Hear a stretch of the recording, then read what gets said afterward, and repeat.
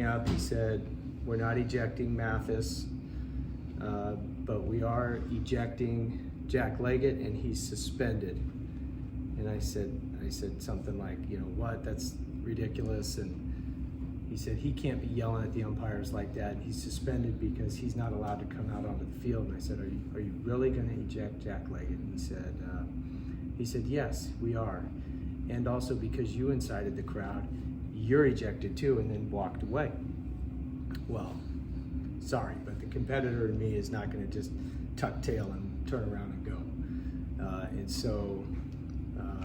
So I started to argue more. The next umpire did what he's supposed to do to diffuse, and he said, if you don't turn around right now, you get 2 games. I said something like, I don't care. He put up 2 games, and then at that point it was like, screw it, you know, I'm gonna get my money's worth. And you know, I want an explanation face-to-face, man-to-man.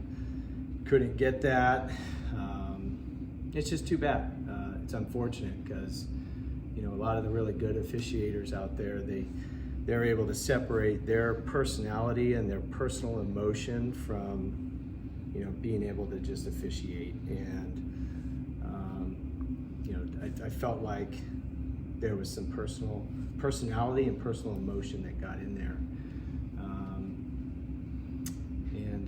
And the best officials really do a good job at diffusing, and I just didn't see that. But it is what it is. You know, we could try to appeal it. I doubt it will go anywhere. I'll have to serve a 2-game suspension to start 2025, and you know, it's a tough way to end. I hate it for our guys the most.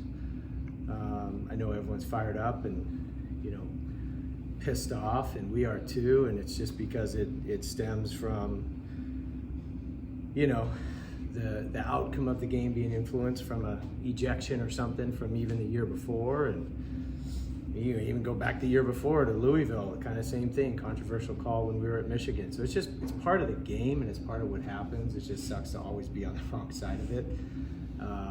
So I hate it for our players, I hate it for our fans, I hate it, you know, for our program, but it is what it is. And we say it all the time, like, we're not that bad that we need every call. We're not. But when you start hucking players, whether it's Jack Crichton or Cam Canarella last year, or potentially Alden Mathis, and then a couple of, you know, a coach and a staff member, that's just, it's not what anybody wants. I don't think that's what the good officials want, at least. So just you know, just all around unfortunate, and I